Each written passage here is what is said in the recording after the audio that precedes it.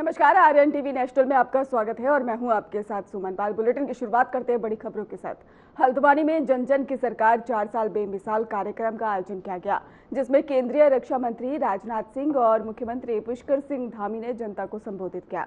कार्यक्रम में प्रदेश भर से बड़ी संख्या में कार्यकर्ता और लोग पहुंचे, जिससे कि पूरा मैदान जो है वो खचाखच भरा नजर आया है। अपने संबोधन में राजनाथ सिंह ने वैश्विक हालात और प्रधानमंत्री के नेतृत्व की सराहना की है। वहीं पर मुख्यमंत्री धामी ने 4 साल की सरकार की उपलब्धियों को गिनाते हुए विकास और सुशासन को भी प्रमुख बताया है।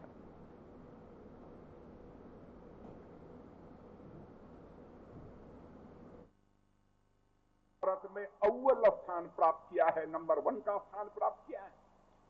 मैं भाइयों, मैं तो कहना चाहूंगा, पुष्कर धामी के नेतृत्व की सरकार जो 4 वर्ष जिसने पूरा किया है, एक बार हाथ उठाकर तालियां बजाकर उसका अभिनंदन किया जाना चाहिए इस सरकार का। मेरे बहनों भाई,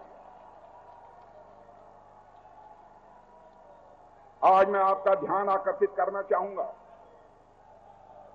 आज पूरी दुनिया एक संकट के दौर से गुजर रही है। आप जानते हैं दुनिया में इस समय युद्ध चल रहा है। जिस तरह से पश्चिम एशिया में लगातार हमले हो रहे हैं, मैं समझता हूं केवल भारत के ही लेने नहीं बल्कि पूरे विश्व के लिए एक चिंता का विषय है। लेकिन भारत ने साफ तौर पर अपने पक्ष को रखते हुए कहा था, और आज भी कहा है हमारे प्रधानमंत्री मोदी जी ने, विश्व की इस समय की जो सबसे गंभीर समस्या है, जिस तरह से विश्व में युद्ध चल रहा है, उसका समाधान निकालना है तो वह युद्ध के माध्यम से उसका समाधान नहीं निकलेगा। उसका समाधान निकलेगा तो डायलॉग और डिप्लोमेसी से ही निकलेगा, बातचीत और कूटनीति के जरिए ही निकलेगा। और बातचीत और कूटनीति के जरिए ही विश्व की समस्या का समाधान निकाला जाना चाहिए मेरे बहनों भाइयों। और मैं आप सबसे भी चाहूंगा, आप हमारी बात से सहमत हों कि विश्व में जो इस समय युद्ध चल रहे हैं, जो पश्चिम एशिया में लगातार आक्रमण हो रहे हैं, इनका समाधान यदि बातचीत और कूटनीति यानी डिप्लोमेसी और डायलॉग के द्वारा निकाला जाना चाहिए। इससे आप सहमत हैं तो मैं चाहूंगा एक बार हाथ उठाकर तालियां बजाइए, तो मैं मान लूं कि उत्तराखंड की जनता भी इस बात से पूरी तरह सहमत है। भारत का जहां तक प्रश्न है बहनों भाइयों, हमारे प्रधानमंत्री मोदी जी ने जिस करिश्माई तरीके से भारत का मस्तक दुनिया में ऊंचा किया है, उसकी जितनी भी सराहना की जाए वह कम है। पहले अंतर्राष्ट्रीय मंचों पर भारत कुछ बोलता था तो भारत की बातों को जिस गंभीरता पूर्वक लिया जाना चाहिए नहीं लिया जाता था। लेकिन आज हमारा और आपका भारत यदि अंतर्राष्ट्रीय मंचों पर कुछ बोलता है, सारी दुनिया कान खोलकर सुनती है कि भारत बोल क्या रहा है। मेरे बहनों भाइयों, आज यह भारत की हैसियत सारी दुनिया में बनी है। यह हम सबके लिए एक गौरव का विषय है। और मैं चाहता हूं कि एक बार आप सभी लोग हाथ उठाकर प्रधानमंत्री मोदी जी को यह कहें, इस संकट की घड़ी में, और मैं संकट की घड़ी क्यों कह रहा हूं, जब दुनिया में युद्ध चल रहा है तो हो सकता है यहां ऊर्जा का संकट पैदा हो, यहां खाद का संकट पैदा हो जाए। दुनिया का कोई देश बिना प्रभावित हुए नहीं रह सकता बहनों भाइयों इस संकट की घड़ी में। हो सकता है उस संकट से भारत भी प्रभावित हो, लेकिन आज तक हमारे प्रधानमंत्री जी ने अपनी योग्यता, अपनी क्षमता, अपनी सूझबूझ के आधार पर भारत को उस संकट में अभी तक नहीं फंसने दिया है। लेकिन भविष्य में क्या होगा कुछ कहा नहीं जा सकता। इसलिए आज उत्तराखंड की धरती से मैं या आप सबसे अपील करना चाहता हूं, मोदी जी के द्वारा वैश्विक स्तर पर पैदा हुए संकट को दूर करने के लिए जो भी उनके द्वारा कोशिश की जा रही है, मैं समझता हूं कि उत्तराखंड वासियों के द्वारा भी उसका समर्थन किया जाना चाहिए। मेरे बहनों भाइयों, यदि आप सहमत हैं तो दोनों हाथ उठाकर एक बार अपना समर्थन दीजिए, यह मैं आप सबसे अपील करना चाहता हूं। सांसद भारत सरकार के पूर्व मंत्री आदरणीय अजय भट्ट जी, भारतीय जनता पार्टी के प्रदेश के अध्यक्ष और राज्यसभा के सांसद आदरणीय महेंद्र भट्ट जी, और हमारे मेरे साथ मंत्रिमंडल के सभी आदरणीय मंत्रीगण जो पहले से भी थे और अभी जो कल ही नवनियुक्त हुए हैं, भारतीय जनता पार्टी के सभी हमारे पदाधिकारीगण, माननीय विधायकगण और पूरे प्रदेश भर से आसपास के जिलों से आए हुए, बड़ी संख्या में आए हुए हमारे सभी बड़े बुजुर्ग, माताएं, बहनें, नौजवान साथियों, मीडिया के सभी मित्र, मैं आप सभी का आज के इस विशिष्ट कार्यक्रम में इतनी बड़ी संख्या में पधारने के लिए आप सभी का हृदय से स्वागत करता हूं, अभिनंदन करता हूं। और ये बड़ा शुभ समय है, शक्ति की उपासना का पावन पर्व नवरात्रि की भी आप सबको मैं बधाई देता हूं। ये हम सभी के लिए आज अत्यंत हर्ष का विषय है कि हमारी डबल इंजन की सरकार के दूसरे कार्यकाल के सफलतापूर्वक 4 वर्ष पूरे होने के उपलक्ष्य में आयोजित इस ऐतिहासिक कार्यक्रम में राजनीति क्षेत्र के अजातशत्रु नेता, देश के यशस्वी रक्षा मंत्री आदरणीय राजनाथ सिंह जी का मार्गदर्शन प्राप्त हो रहा है। आदरणीय राजनाथ सिंह जी उत्तर प्रदेश के जब मुख्यमंत्री रहते हुए उनके समय में ही पृथक उत्तराखंड राज्य बना। हम सबका, उत्तराखंड वासियों का लंबे समय का स्वप्न साकार हो सका और उनके सहयोग और मार्गदर्शन से प्रदेश के समग्र विकास की नींव रखी गई। भाइयों बहनों, 2014 में आदरणीय राजनाथ सिंह जी के भारतीय जनता पार्टी के अध्यक्ष रहते समय आदरणीय प्रधानमंत्री श्री नरेंद्र मोदी जी के नेतृत्व में देश में सेवा, सुशासन और गरीब कल्याण के एक नए युग का सूत्रपात हुआ। 2014 से पूर्व देश की राजनीति में केवल घपले, घोटाले, कुशासन और भ्रष्टाचार की चर्चा हुआ करती थी। वहीं अंतर्राष्ट्रीय मंचों पर भारत की छवि एक दब्बू और पिछलग्गू और कमजोर राष्ट्र के रूप में देखा जाता था।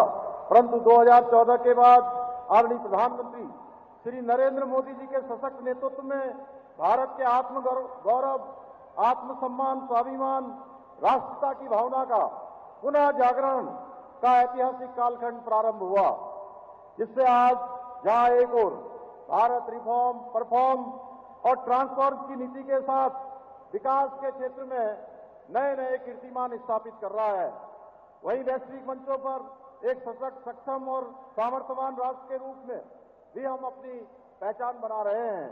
आदरणीय मोदी जी देश के ऐसे पहले प्रधानमंत्री हैं जिन्होंने विकसित भारत बनाने का संकल्प लिया है और इस संकल्प को साकार करने के लिए योजनाबद्ध तरीके से धरातल पर कार्य किया जा रहा है।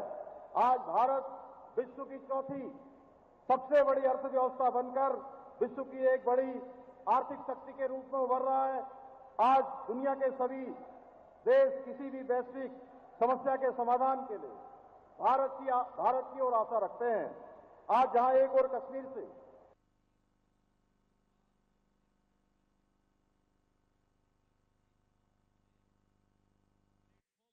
एक और बड़ी अपडेट सामने आ रही है, जहां पर कल धामी सरकार के होंगे 4 साल पूरे और उसके साथ ही प्रदेश भर में होंगे कार्यक्रम आयोजित। सीएम धामी जनता को करेंगे संबोधित और सरकार के आगे का भी रोड मैप करेंगे पेश, जनता की उपलब्धियों का देंगे हिसाब। तो देहरादून में कल धामी सरकार के 4 साल पूरे होने पर बड़ा कार्यक्रम आयोजित होगा। मुख्यमंत्री पुष्कर सिंह धामी परेड ग्राउंड में जनता को संबोधित करेंगे और सरकार की अब तक की उपलब्धियों का लेखा जोखा भी पेश करेंगे। इस दौरान सीएम राज्य के विकास के लिए आगे का रोड मैप भी साझा करेंगे।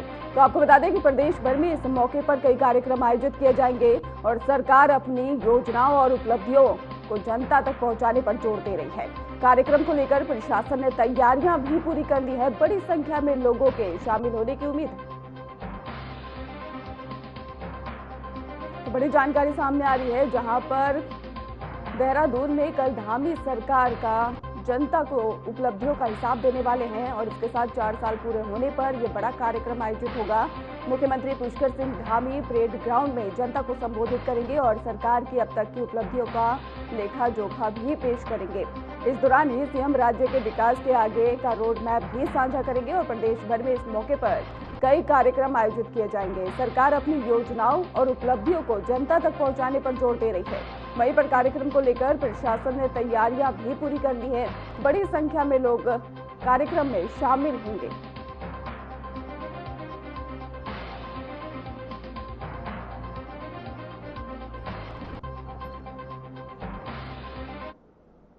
एक और देहरादून से जानकारी बता दें आपको, जहां पर एलपीजी गैस सप्लाई बढ़ी है। बड़ी अपडेट सामने आ रही है देहरादून से, जहां पर एलपीजी की गैस सप्लाई बढ़ गई है। 90,000 सिलेंडर का बैकलॉग अभी भी कायम है और इसके साथ ही क्यूआरटी टीमों ने गैस एजेंसियों का निरीक्षण भी किया है। 17,705 घरेलू और 384 कमर्शियल सिलेंडर सप्लाई और जिसके बाद स्टॉक में 37,438 घरेलू और 1,616 व्यावसायिक सिलेंडर। तो देहरादून में एलपीजी आपूर्ति में सुधार देखने को मिला है, लेकिन करीब 90,000 सिलेंडरों का बैकलॉग अभी भी बना हुआ है। प्रशासन की क्यूआरटी टीमों ने गैस एजेंसियों का निरीक्षण कर व्यवस्थाओं को दुरुस्त करने की कोशिश की है। आपको बता दें कि हाल ही में 17,705 घरेलू और 384 कमर्शियल सिलेंडर की सप्लाई की गई है। वहीं पर स्टॉक में 37,438 माफ कीजिएगा घरेलू इससे ज्यादा की व्यवसायिक सिलेंडर उपलब्ध है और 37 शिकायतों पर प्रशासन ने तुरंत कार्रवाई की है। बताया जा रहा है कि सॉफ्टवेयर गड़बड़ी के कारण ही बैकलॉग बढ़ा है, जिससे सुधारने का काम जारी है।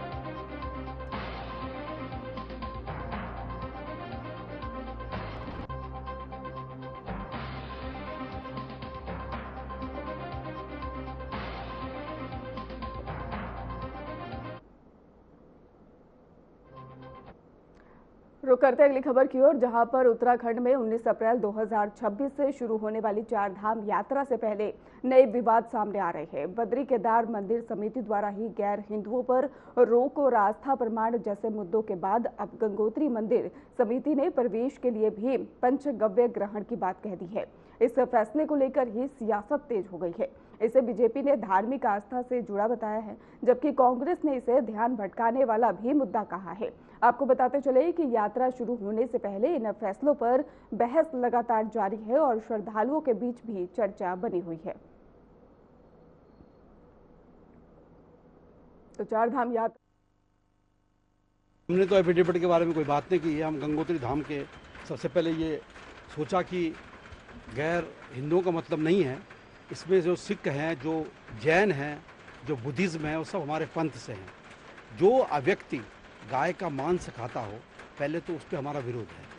दूसरा, हम लोगों ने एक विशेष अपनी टीम बना रहे हैं, जिसमें विधि के जो विशेष सलाहकार होंगे वो सब मिलके, उसमें हमारे स्कंदर भंडारी जी भी हैं और दिल्ली के और तमाम जो बड़े बड़े लोग हैं, उसमें एक शोध करेंगे कि किसी की स्वतंत्रता का हनन नहीं होना चाहिए, धारा 25 और 26 का उल्लंघन नहीं होना चाहिए।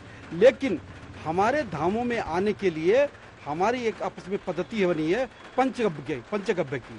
पंचगव्य ऐसी चीज है जिसमें गौमूत्र, गौ का गोबर, आपके जो गंगा जल और शहद और घी पड़ता है। इसका जो पान कर लेता है वो बिल्कुल शुद्ध हो जाता है, ऐसे हमारे शास्त्रों में लिखा हुआ है। तो जो उसका पान करेगा उसका स्वागत है। और निश्चित तौर पे जो गाय का मांस खाता है उसका तो हम विरोध करेंगे। और साथ में जो हमारी विशेष जो टीम बन रही है, इसको हम पूरा पढ़ के और पूरा व्यवस्थित करके इसको हम पूरी तरह से लागू करेंगे। धाम के रावल के बयान पर तो निश्चित तौर पर उन्होंने एकदम सही बात कही है कि जो हमारे पंचगव्य को धारण करता है, जो हमारे पंचग्रह को ग्रहण करता है, वो निश्चित तौर पर हमारे सनातन संस्कृति को अपनाने के लिए आगे आता है। अगर आप हमारे पंचगव्य को ग्रहण कर रहे हैं तो निश्चित तौर पर ये कहा जा सकता है कि आप सनातन संस्कृति के प्रति अगाध प्रेम और श्रद्धा रखते हैं। हम भी तो जाने और हम भी तो समझे कि गाय को काटने वाला क्या पंचगव्य में जो गोमूत्र को मिलाया जाता है उसको ग्रहण करने की क्षमता रखता है? ये चीजों से भी तो ये चीज क्लियर हो जाएंगी, क्योंकि हमारे तीर्थ धाम पूरी तरीके से एक देवभूमि उत्तराखंड को जो जाना जाता है वो पवित्र स्थल है। तो ये कोई पिकनिक स्पॉट नहीं कि आप यहाँ पर घूमने और मनोरंजन करने आए। हम भी आपकी जो अंतर्मन की सनातन संस्कृति के अगाध प्रेम की जो आपकी मंशा है उसको देखना चाहते हैं। आप आइए, पंचगव्य को धारण कर अर्पण कीजिए अपने अंदर और उसके बाद अंदर प्रवेश करिए। बद्रीनाथ केदारनाथ मंदिर समिति लगातार भ्रष्टाचार के आरोपों से घिरी हुई है। भ्रष्टाचार के आरोपों से जनता और श्रद्धालुओं का ध्यान भटकाने के लिए ही बद्रीनाथ केदारनाथ मंदिर समिति ने पहले फैसला किया कि चारधाम यात्रा के दौरान किसी भी गैर हिंदू को वहां पर प्रवेश नहीं करने दिया जाएगा। लेकिन जब संवैधानिक सवाल खड़े हुए कि आखिर श्रद्धा पर कैसे प्रतिबंध लगाया जा सकता है, फिर बद्रीनाथ केदारनाथ मंदिर समिति अपने फैसले से पलट गई और उन्होंने कहा कि एफिडेविट देकर के कोई भी वहां पर दर्शन कर सकता है। अब ऐसा ही एक फैसला जो है गंगोत्री धाम से आया है कि वहां पर जो भी दर्शनों के लिए जाएगा वो पहले पंचगव्य का सेवन करेगा। मुझे लगता है कि जो भी चारधाम यात्रा के लिए या तीर्थों में दर्शन के लिए जाता है वो श्रद्धा के लिए से जाता है, उसकी मन्नत होती है, उन धार्मिक स्थलों में उसकी आस्था होती है। और अगर वहां पर हमारे तीर्थ पुरोहितों के या धार्मिक मान्यता और परंपरा के कुछ नियम है तो निश्चित तौर पर श्रद्धालुओं को उनको मानना चाहिए और किसी को इसमें परेशानी भी नहीं हो सकती है।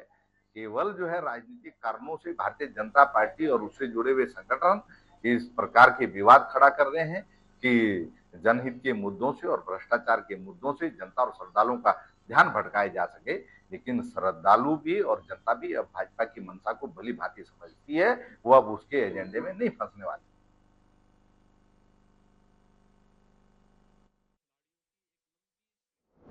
देहरादून में दिल्ली बैठक के बाद कांग्रेस और बीजेपी के बीच में जुबानी जंग तेज हो गई है। कांग्रेस की बैठक में चुनाव और संगठन को लेकर चर्चा हुई, लेकिन अब तक नई कार्यकारिणी का गठन नहीं हो पाया है। इस पर बीजेपी ने तंज कसते हुए कहा कि कांग्रेस अंदरूनी कलह से जूझ रही है और किसी निर्णय पर नहीं पहुंच पा रही है। बीजेपी प्रवक्ता ने नेतृत्व पर सवाल उठाया है और वहीं पर कांग्रेस ने जवाब देते हुए कहा कि संगठन को मजबूत करने की रणनीति बनाई जा रही है और जल्द ही नई कार्यकारिणी का भी गठन कर दिया जाएगा।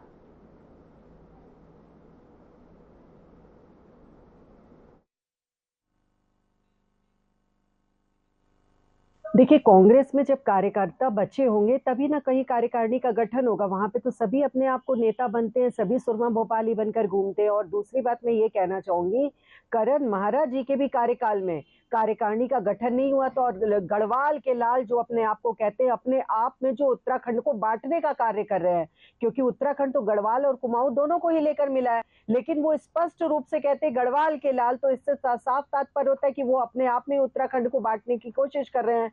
उन्होंने कहा था मात्र 1 महीने में हमारी कार्यकारिणी का गठन हो जाएगा। अब उनको बने हुए भी 4 महीना हो गया, तब भी कार्यकारिणी का गठन नहीं हुआ। सिर्फ बयानबाजी से बाज नहीं आने के कारण और अपने कार्यकर्ताओं पर ध्यान न देने के कारण ही इनकी कार्यकारिणी का गठन नहीं हो पा रहा है। और जहां तक रही बात दिल्ली में बैठक की, तो देखिए दिल्ली में क्योंकि उनके जो प्रभारी हैं उनको उत्तराखंड आने में थोड़ी तकलीफों का सामना करना पड़ता है, इसीलिए वो हमेशा जूम कर करके अपने कार्यकर्ताओं को ढूंढती रहती है और जूम में ही बिजी रहती है। अब कुमारी शैलजा से मिलने ये लोग वहां पहुंचते हैं, मीटिंग में अच्छी खासी झाड़ फटकार लगी होगी, अब अपने मुंह से बेचारे क्या बोलेंगे कि कितनी फटकार लगी है।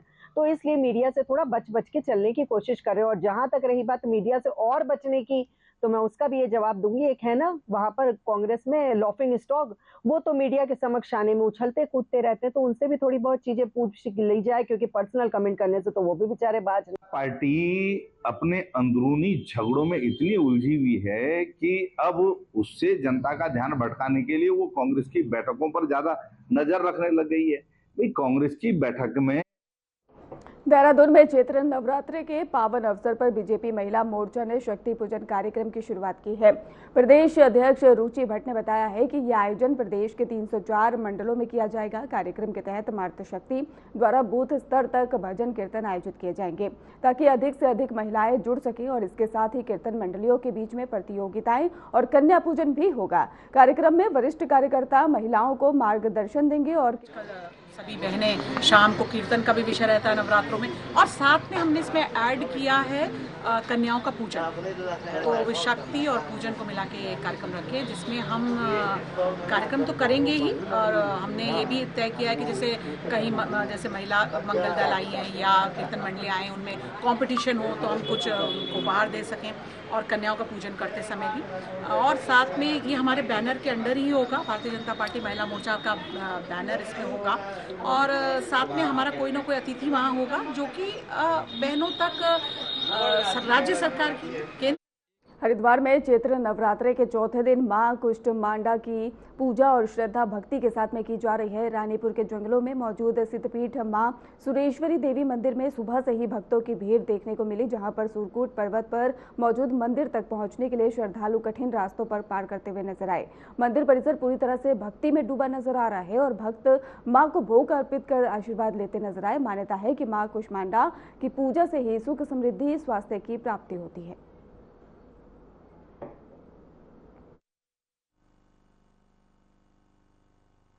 माँ भगवती, माँ सरस्वती जो है आग कुष्मांडा स्वरूप में पूजी जाती हैं। इनका ध्यान किया जाता है कुष्मांडा का।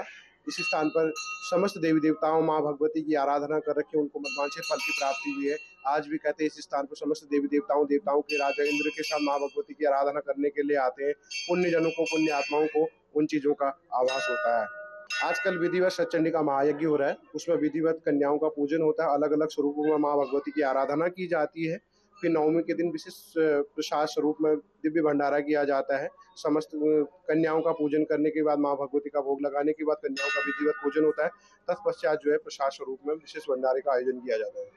वही है सर्वमंगल मांगल्ये शिवे सर्वार्थ साधिके शरण्ये त्र्यंबके गौरी नारायणी नमोस्तुते, सर्व कामनाओं को संपन्न करने वाला ये विशेष मंत्र है। नवरात्रों में विशेष महत्व होता है और 9 दिनों में माता की पूजा होती है और 9 दिनों में किसी ना किसी मंदिर में जाना चाहिए। तो जैसे हम जॉब वाले हैं, हमें जब छुट्टी मिलती है तो हम माता सुरेश्वरी देवी के दर्शन करने आए हैं।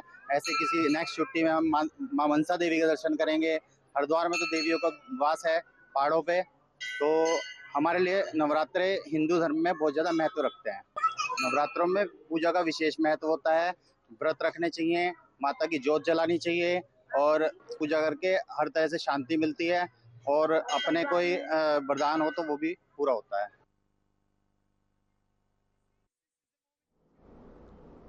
पौड़ी गढ़वाल में वीरचंद्र सिंह गढ़वाली औद्योगिक विश्वविद्यालय भारसार किसानों को नई कृषि तकनीक और हाइब्रिड बीजों के साथ में परीक्षण देकर उनकी आय बढ़ाने का काम कर रहा है।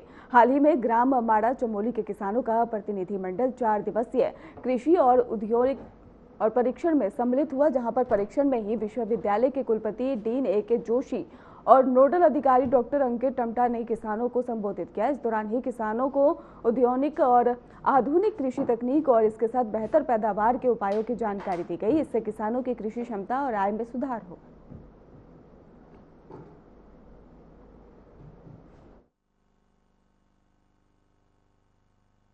वीरचंद सिंह गढ़वाली उत्तराखंड औद्यानिकी एवं वानिकी विश्वविद्यालय भरसार द्वारा जो ग्राम माणा है जनपद चमोली में, जो कि फर्स्ट विलेज है इंडिया का, वहाँ के कृषकों का एक प्रशिक्षण कार्यक्रम जो 4 दिवसीय है उसको यहाँ विश्वविद्यालय में आयोजित किया गया है।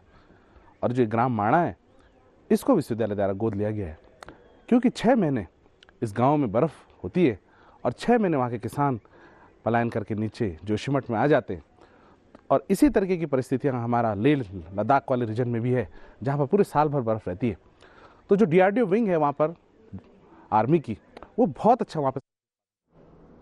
नगर निगम देहरादून ने शहर में पशुओं से जुड़ी समस्याओं के समाधान के लिए सख्त कदम उठाने शुरू कर दिए हैं। पशु चिकित्सा अब बंदरों और आवारा कुत्तों, पालतू पशुओं और डेयरी और मीट से संबंधित शिकायतों के निस्तारण में सक्रिय रूप से जुटा है। और नगर निगम के पशु चिकित्सा अधिकारी डॉक्टर वरुण अग्रवाल के अनुसार पालतू श्यान पॉलिसी 2025 को ही नोटिफिकेशन के बाद से 14 मार्च से लागू कर दिया गया है। इसके तहत ही पशु चिकित्सा अधिकारी डॉक्टर वरुण अग्रवाल, नगर निगम देहरादून। नगर निगम देहरादून का पशु चिकित्सा अनुभाग पूरी तरह से प्रतिबद्ध है प्रत्येक समस्याओं पे जो पशुओं से रिलेटेड है उनका समाधान करने के लिए, चाहे वो बंदरों से रिलेटेड हो, चाहे वो आवारा श्वानों से रिलेटेड हो, चाहे वो पालतू पशुओं से रिलेटेड हो और चाहे वो डेयरी से संबंधित हो, मीट से संबंधित हो, किसी भी प्रकार की समस्याओं के समाधान के लिए नगर निगम देहरादून द्वारा जो पालतू श्वान पॉलिसी है 2025 उसको पूर्णतया गैजेट नोटिफिकेशन करा के लागू कर दी गई है, जो कि 14 मार्च से पूर्ण रूप से ऑन रिकॉर्ड लागू हो गई है। उसमें पूरे सख्ती के साथ दिशा निर्देश हैं, सख्ती के साथ चलानी कार्रवाई है, सख्त नोटिसिंग कार्रवाई है। जो भी पालतू पशुओं का रजिस्ट्रेशन नहीं करवाते हैं उनको बिना लीश के, बिना मजल के उनको घुमाते हैं। शहर में, गांव में, घरों में जहां पर भी उनको गंदा करते हैं, उनको गंदगी को उठाते नहीं हैं, उनके विरुद्ध कंप्लेंट आने पर सख्त चलानी कार्यवाही अमल में लाई जा रही है।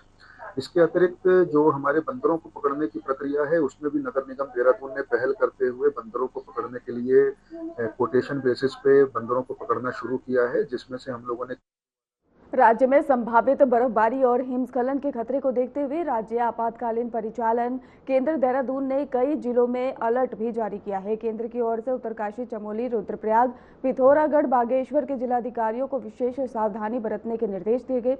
जारी आदेश में कहा गया है कि पर्वतीय क्षेत्रों में मौसम के बदलने मिजाज को देखते हुए सभी संबंधित विभाग सतर्क रहें और किसी भी आपात स्थिति से निपटने के लिए तैयार रहें।